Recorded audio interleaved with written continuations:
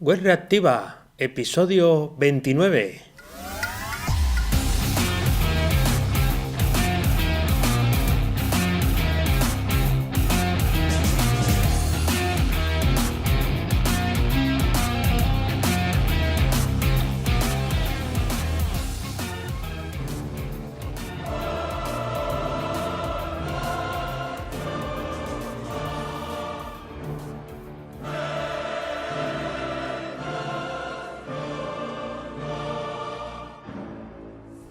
El fin del mundo está cerca.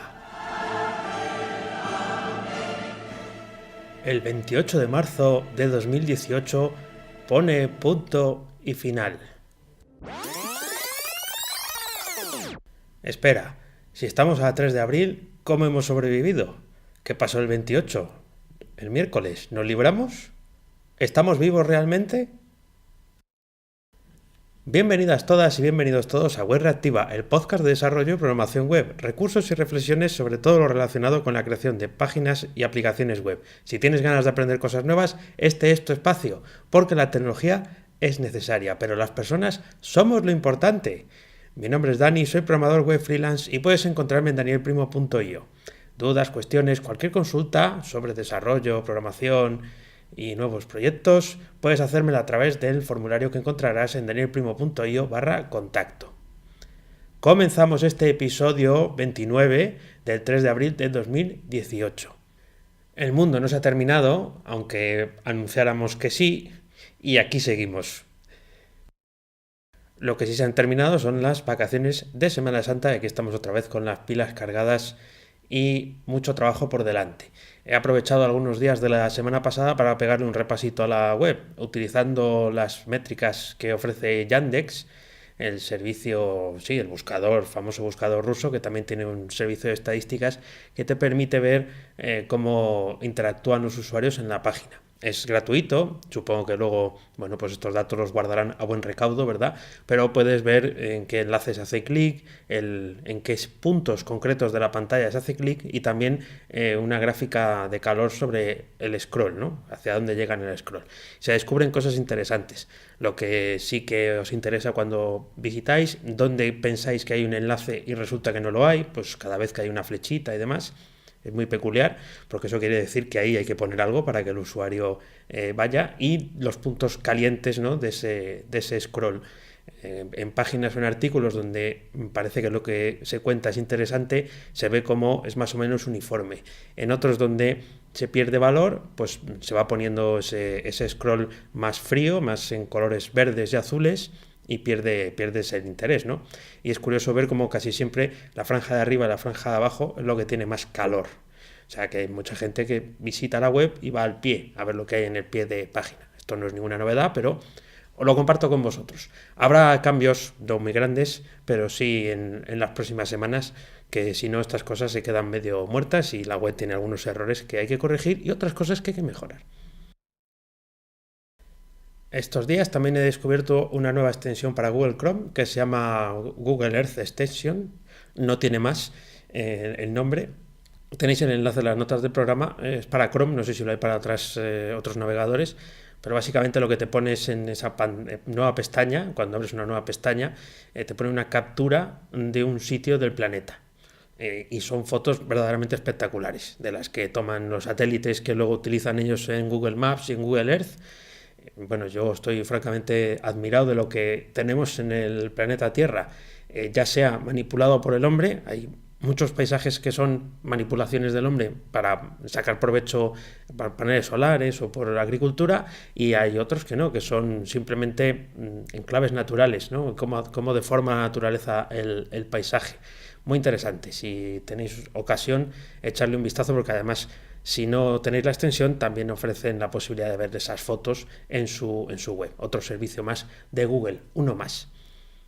Al final del episodio vamos a tener feedback de vuestras respuestas a una encuesta que pase por Telegram, pero antes pues vamos camino del juicio final. Te contaré una historia basada en hechos reales, pero totalmente inventada. Octubre del 2014. Ciudad de Panamá. El informático se acercó al señor Fonseca y le comentó algo sobre actualizar el portal de la compañía y de los clientes. Ya se verá, contestó con desgana, mientras enganchaba de nuevo su muñeca al maletín con unas esposas. Siguió insistiendo. El informático hablaba entonces de entornos de preproducción, de parar unas horas para arreglar el fallo. ¡Parar! ¡Eso nunca! Esa fue la respuesta que consiguió. El señor Fonseca seguía sin atender. Estaba o bien esposado en maletín o encerrado en la sala de contar billetes, como así la llamaban. Un día, después de mucho insistir, mostró cierto interés. Miró la pantalla, vio muchos botones y letras, pero los técnicos, por orden expresa de él, ya habían ocultado los avisos de seguridad. Así que solo pudo decir: «No es para tanto, amigo». Pasaron los meses, tal vez años. El informático cambió su puesto por otro. Luego la responsabilidad pasó a un primo de una cuñada que era muy listo y trabajaba por unas golosinas. Mientras el señor Fonseca seguía contando billetes y atesorando maletines. Hasta que casi 2 años después de aquel aviso le despertaron y le dijeron que lo quemara todo, que habían entrado hasta las tripas del servidor. Preguntó si un servidor puede tener tripas, y solo entonces vio entre llamaradas aquel informático pesado y anónimo que le recordaba el parche de seguridad. Y las llamaradas eran por los papeles, que ardían, sí.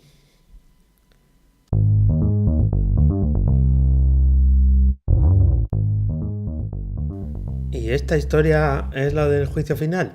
No, pero casi, porque hago referencia al famoso caso de los papeles de Panamá, una filtración que en abril de 2016 dejó al descubierto toneladas de documentos comprometidos sobre personas y compañías que tenían montañas de dinero en paraísos fiscales. El caso es de sobra conocido y lo traigo hoy por aquí porque el trasfondo del problema ha vuelto a ser noticia. Luego lo veremos. Y esa filtración se debió, según contaban en su día, a 2 sistemas no actualizados que probablemente os suenen de algo: WordPress y Drupal. Se ha escrito bastante sobre el tema, seguramente hay algún análisis hecho con mucha más profundidad que lo que voy a tratar yo aquí y que no me lo haya leído, pero parecían entonces los 2 principales sospechosos de esa filtración. En el portal público del despacho de Mossack Fonseca utilizaban WordPress y en el portal de acceso para clientes Drupal, un tándem que forma una arquitectura bastante habitual, al menos en esos tiempos, montar un portal público con una plataforma y otro tipo intranet para los clientes o para los servicios, etcétera, que permitía, pues bueno, no gastar tanto en cuestiones de diseño, pero sí que fuera efectivo en cuestiones de control. Bueno, efectivo, de control. Me hace hasta cierto punto gracia después de lo que pasó, ¿no? Una vulnerabilidad grave del plugin Slider Revolution en WordPress, lo podéis ver en un vídeo que está en las notas del programa, permitía el acceso libre al servidor. Y luego una versión desactualizada de Drupal que fue parchada en octubre del 2014, os suena la fecha, ¿verdad? Con la versión 7.32 que todos debimos instalar de forma rápida para evitar problemas. Todos los que usamos este CMS, claro. Así, con tantas puertas abiertas, no fue difícil para los maliciosos atacar el sistema y robar correos electrónicos y todo tipo de documentación. La historia del comienzo es inventada, pero bien pudo ser realidad. Que dejaron pasar el tiempo porque, bueno, a fin de cuentas, el negocio seguía su marcha y de forma muy lucrativa. ¿Te puede pasar a ti? Sin duda sí. ¿Estás libre por no usar un CMS, hacer programación a medida o utilizar otro tipo de plataformas? Yo creo que no lo estás, porque al final el software siempre tiene esa peculiaridad. Pensarás que es cosa del PHP, del CMS y de estos cacharros. Bueno, sí es verdad que son más vulnerables porque tienen más uso. Si WordPress tiene un 30% de las webs del mundo, pues es más probable que le ataquen. De todas maneras, siempre me has escuchado en los otros episodios que hay que estudiar todas las alternativas que se tienen para construir una plataforma web. En general para todo en la vida, pero aquí hablamos de esto en concreto. Nunca vas a estar a salvo y siempre lo vas a estar. Y el software libre, como vamos a ver, tiene estas capacidades. Pero antes de llegar al juicio final y a ese 28 de marzo, vamos a ver un ejemplo que me he encontrado de casualidad esta misma semana y que me ha inspirado en hacer el episodio. Y no es de web directamente, pero sí de acceso universal, porque es a través de Telegram, a través de una aplicación. El Control Bot es un Telegram que te permite aumentar la capacidad de tu canal de Telegram para tener feedback de publicaciones, programar la publicación de nuevos contenidos y, según comentan, tienen más de 100.000 usuarios. Ya sabéis que nosotros tenemos un canal en t.me/web reactiva y bueno, no utilizo ese controller bot, pero sí publicamos ahí cosas, ¿no? Estoy probando ese controller bot. Bien, pues el otro día llegó un aviso de que habían actualizado y con total transparencia indicaban los pasos que habían dado ante un fallo de seguridad grave el pasado 8 de marzo. Les habían borrado todo el sistema, toda la base de datos. También afectó a otros bots que tienen como LiveGramBot y CommentsBot. Entonces, en esa reseña que publicaron, pues dijeron qué había pasado, ¿no? En el intervalo de 5 horas, en un reboot de los servidores que tienen en DigitalOcean, servicio que yo también utilizo, pues alguien consiguió entrar cuando los firewalls fueron desactivados, entró y se llevó de calle pues todo lo que tenían guardado en la base de datos. Lo detallan más en esa nota. Es particularmente interesante porque detallan pues, bueno, todas las actualizaciones y demás. No parece que sea software libre, no he investigado tanto, pero creo que no lo es. Y lo primero de todo, pues es que chapó para ellos por compartirlo. Han hecho lo mismo que ha hecho Facebook hace poco, ¿verdad? Puedes pensar que es un bot y que es poco serio, que no te afecta, pero es la realidad del software en Internet en el día a día, el hecho de que no estamos libres de peligro. Sigo avanzando hacia ese día del juicio final, hacia lo ocurrido ese 28 de marzo, pero sobre todo la filosofía que hay detrás de cómo afrontar un problema de seguridad de esta magnitud. Existen varias webs donde poder revisar los fallos de seguridad documentados sobre todo tipo de plataformas o software. Es una lista pública de fallos de ciberseguridad conocida por sus siglas CVE, de Common Vulnerabilities and Exposures. Es una lista infinita. Ellos mismos se definen con algunas características. Algunas son muy interesantes. Por ejemplo, para cada vulnerabilidad, un identificador, un numerito. Te dan un número, ¿no? Tienes que justificar con una documentación en línea de cuál es el fallo para acreditar que existe. También tiene que haber una descripción estandarizada sobre el tipo de fallo. Luego veremos cómo calcular, por ejemplo, el riesgo, aunque no sea exclusivo del CVE. La lista es pública. Todo el mundo puede acceder a ella. Y es, bueno, pues una forma de tener una manera de analizar, ¿no? Un sitio público donde poner esas vulnerabilidades y la solución a ellas, o no, pero sí donde darlas de alta y tener un número de referencia. El número de referencia es vital para poder buscar por ese número las soluciones o otras consecuencias que haya a posterior o relaciones con otros bugs de otras plataformas. En ese listado prueba a buscar sobre cualquier framework o librería sobre la que trabajes o sobre esa plataforma de software privativa, de la empresa o de los clientes. A más sofisticado es el sistema, más probabilidades y mayor número de vulnerabilidades detectadas. Evidentemente aquí se llevan la palma dentro de lo que es el entorno en el que me muevo yo, de los sistemas más populares como WordPress, Drupal, Joomla, Moodle, y con ecosistemas pues, de plugins, de módulos, de comunidad más amplios, ¿no? Más grandes. Sí, todos los sistemas están basados en la misma tecnología, pero prueba a buscar SharePoint, Oracle, Java y verás que, bueno, pues, en fin, aunque puedan ser conceptos más o menos genéricos, hay infinidad de vulnerabilidades detectadas y algunas, pues, muy antiguas. En el caso de Oracle, por ejemplo, si buscas por ese término, pues tienes 4.000, ¿no? Si buscas un poco más en Internet verás que hay agencias estatales de seguridad en casi todos los países. Aquí en España, dependiente del INCIBE, tenemos el CERSI, que depende también del Ministerio de Industria, y en el caso de Estados Unidos la National Vulnerability Database, NVD, por sus siglas en inglés. Todos estos enlaces ya te digo que siempre los tienes en las notas del programa. Tienen toneladas de información sobre ciberseguridad, sobre todo esta última, que te ofrece estadísticas y demás, bueno, entonces, y datos públicos, etcétera. También recomiendo ExploitDB, que es una base de datos que utiliza ese listado público de CVE, pero bueno, tiene parámetros más fáciles de localizar, ¿no? Puedes ver en un vistazo qué es lo que está más caliente en este momento en cuanto a ataques de ciberseguridad y, bueno, vulnerabilidades, perdón, y bueno, pues qué tecnologías afecta y demás. Ya te digo que seguro que hay muchas más, pero bueno, la búsqueda que he hecho y las referencias que he encontrado han sido estas. Nos enfrentamos, por tanto, a un agujero de seguridad inmenso. ¿Sería mejor entonces olvidarse de todas estas plataformas de software libre y programar la nuestra? Sí sería una opción, pero entonces ¿no perderías la oportunidad de que una comunidad entera probara la seguridad de tu sistema por ti? ¿O qué vas a hacer? ¿Vas a inventar incluso un lenguaje de programación para tener el control total sobre lo que haces? Que nunca vas a estar libre. es lo que ocurre. Este fallo de seguridad que vamos a comentar lo descubrió una persona concreta ejecutando test de seguridad sobre un CMS. Y nos vamos a beneficiar todos los que usamos este gestor de lo que ha encontrado. Y probablemente al destapar el funcionamiento de la vulnerabilidad, otros responsables de seguridad de tecnologías propietarias o hechas a medida, o tú mismo, también hagáis estas pruebas sobre vuestros sistemas y quizás descubras que tienes un problema parecido o similar.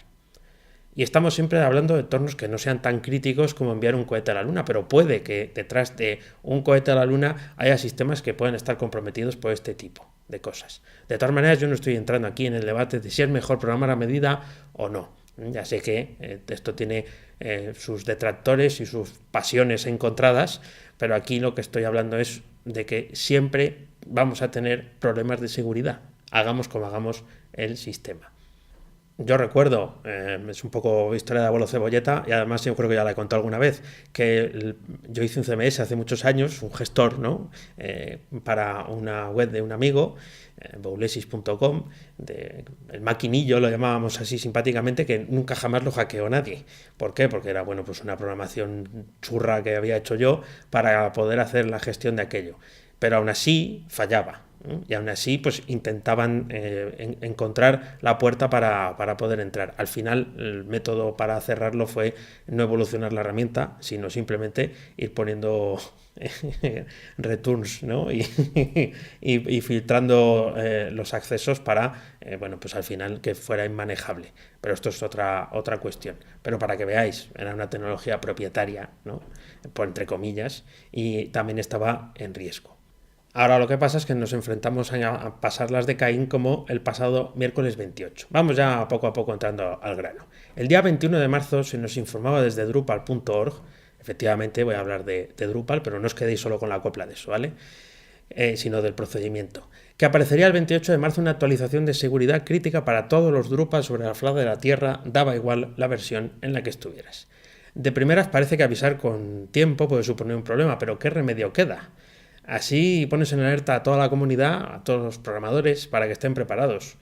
Porque no hay un formato de actualización remota, ¿no? O sea, no se puede actualizar los Drupal desde el servidor central. WordPress tiene otra forma de trabajar en esto. El protocolo del equipo de seguridad de Drupal, que lo hay, funciona así, ¿no? Ya te digo que WordPress, por ejemplo, lo hace de otra manera, otra gente lo hace lanzando issues desde GitHub y otros lo hacen, pues como tiene una comunidad más pequeña, lo pueden hacer quizás más en privado.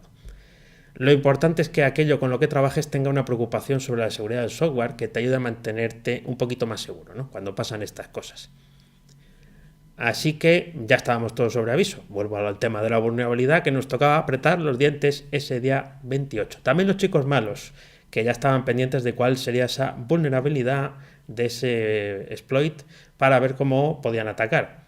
Es cierto que esto también ocurre. De hecho, tumbaron el acceso a la web que centraliza toda la información de Drupal, drupal.org, ese día 28 a la hora esperada de la salida de esa versión que corregía este fallo de seguridad, que era por la tarde.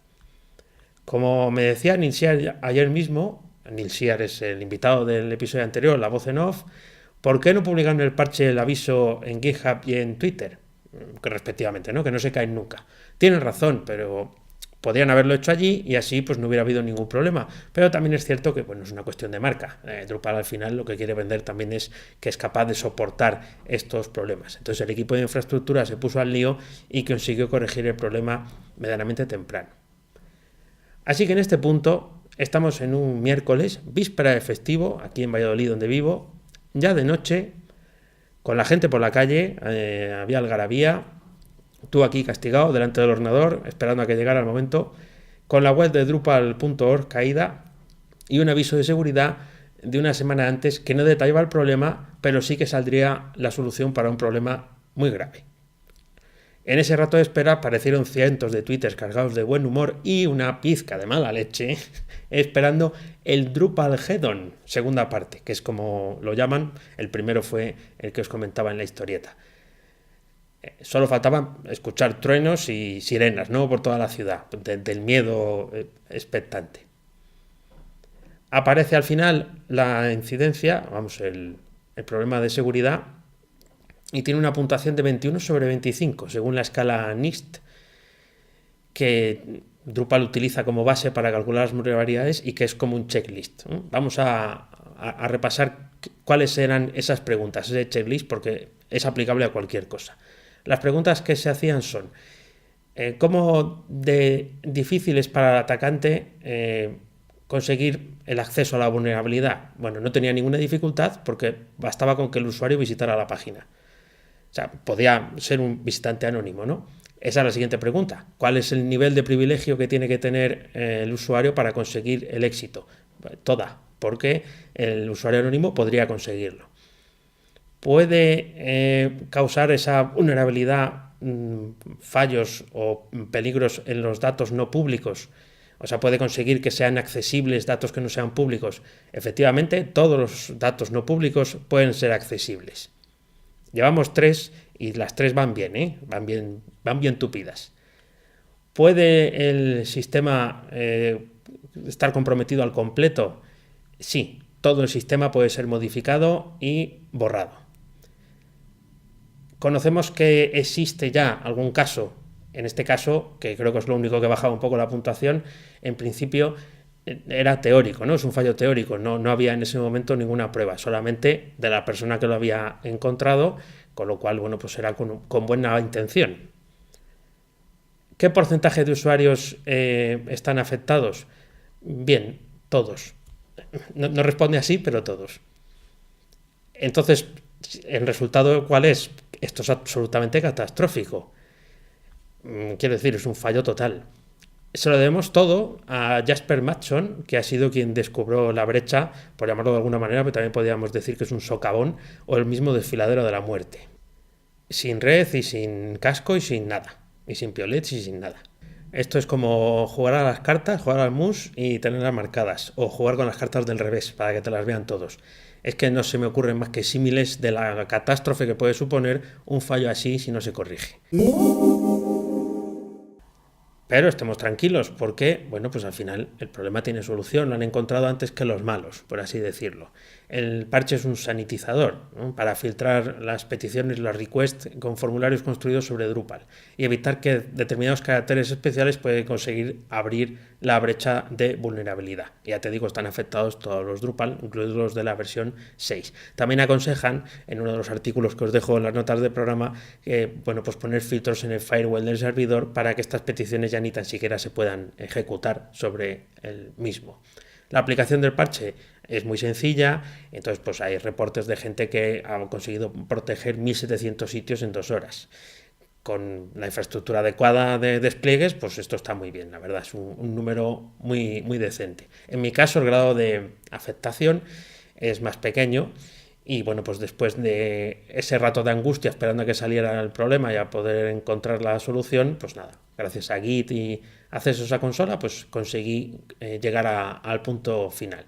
Pero a nivel global esto afecta a 1 millón de sitios web, más o menos, ¿eh? Esa sería la cuenta.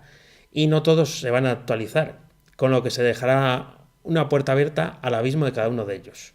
Y no será mañana cuando ataquen, pero después de otros fallos de seguridad, al final sí localizarán la entrada, o sea, al final sí que entrarán. Por tanto, es vital actualizar, en general. Es una tarea que no me gusta, y a ti probablemente tampoco, pero es necesario dedicarle tiempo y esfuerzo. Pierdes un día o un rato de tranquilidad y dedicarte a tareas pues, que son más creativas, ¿no?, o que son más lucrativas también. Pero al final vas a ganar confianza y vas a ganar felicidad a medio y largo plazo. Yo el jueves por la mañana, que aquí era festivo, yo estaba feliz de la vida porque estaba el problema resuelto. Y es cierto, puedes pensar que Drupal está muerto, y donde digo Drupal di otro sistema popular o sofisticado que conozcas, aunque no sea software libre, pero el juicio final parece que al final no ha llegado. Porque la única solución para corregir estos problemas, que seguro van a aparecer, es hacerlos públicos y compartirlos con la comunidad para que todos aporten, tanto en la solución como en el problema, como en la difusión de la corrección del problema, que también es importante. Que la gente ponga un tuit ayuda a que otros se enteren de que hay un problema que hay que corregir. Entonces eso también hay que tenerlo en cuenta. La difusión del problema hace que gente que no esté tan conectada se entere. A mí, por ejemplo, Eduardo Collado me mandó la notificación. Me dijo, oye, mira, que me ha llegado esta notificación de seguridad. Así que nada, agradecido quedo, ya me había enterado, pero bueno, es un detalle, ¿no?, que un compañero podcaster se acuerde de ti para enviarte este tipo de correcciones. Así que confiemos en estos sistemas aunque tengan problemas de seguridad, porque es que no queda más remedio, ¿no? Esto es así, tu ordenador también va a tener fallos de seguridad. Esto digamos que se puede vivir con miedo toda la vida, pero al final tenemos que optar también por seguir avanzando. Y la tecnología tiene estos problemas. Esto no quita para que luego nos divirtamos viendo lo que pasó con los papeles de Panamá en los medios y las consecuencias que tiene un sistema vulnerable. Los periódicos están encantados. Federica, dame feedback. Hoy sí tenemos feedback. Federica nos ha traído la encuesta que lancé en el grupo de Telegram, ya sabéis, en t.me/webreactiva, donde preguntaba si trabajabas con fondo oscuro y letra clara en la pantalla, me refiero. Si programabas o si trabajas con código, con texto, pues eso, utilizas fondo oscuro o letra clara, o fondo claro con letra en negro, o te resultaba indiferente, o utilizabas incluso una pantalla de fósforo verde. Bueno, estas dos últimas opciones, incluso esta del fósforo verde, hubo una persona que ha dicho que sí, ¿no? Ha habido un total de 40 votos. Otra persona le resulta indiferente y luego la mayoría hemos optado por el fondo oscuro y la letra clara, 29 de 40, es un porcentaje abrumador de los que utilizamos así nuestra pantalla. Entonces os dejo un artículo muy interesante sobre la agudeza visual, donde se detallan cuestiones prácticas sobre la misma, en base pues, a parámetros como la luz, si es directa o ambiental, o al contraste. Justo al contraste es lo que buscamos, yo creo, al utilizar ese fondo oscuro sobre letra clara. Pero parece que no es lo mejor, porque al parecer el ojo tiende a perfilar peor las letras claras o los contornos claros sobre fondo oscuro y prefiere trabajar al revés, ¿no? Haciéndose contorno del oscuro sobre lo blanco, o sea, al revés de lo que hemos votado la mayoría. Lo que pasa es que yo creo que como casi todos, al menos yo voy a decir por mí, ¿no? Tenemos algún defecto visual. Siempre suele haber cierta fotofobia, ¿no? Entonces parece como que el ojo está más relajado si tiene una pantalla un poco más oscura y bueno, pues así programa más cómodo, programa o trabaja o lo que sea. Y es peculiar, ¿no? Pues que parece que esto se puso de moda hace un tiempo y se perpetúa. Yo también empecé trabajando con una pantalla con fondo claro y letra en oscuro, aparte de la terminal, que bueno, pues yo no veo a mucha gente trabajar en modo inverso, ¿no? La próxima me pregunto solo por el terminal. Nada, leeros el artículo si os resulta interesante y muchas gracias por participar, porque seguramente lancemos más encuestas de este tipo a través del canal de Telegram. Y con este feedback terminamos el episodio de hoy. Recuerda que puedes dejar tus comentarios, tus opiniones en las notas del programa, bien sea en iVoox o bien en la dirección del episodio en danielprimo.io/podcast/29. Ya sabéis que siempre es seguido del número del episodio. Espero ahí vuestros comentarios, agradecimientos, luchas intestinas, lo que queráis, ¿vale? Gracias en cualquier caso por comentar y gracias también por compartir el episodio. Recuerda que nos puedes encontrar en Twitter como @webreactiva y que puedes suscribirte a mi newsletter, a la selecta, y ser de ese grupo y de esa comunidad selecta para todos los domingos recibir en tu correo un nuevo newsletter.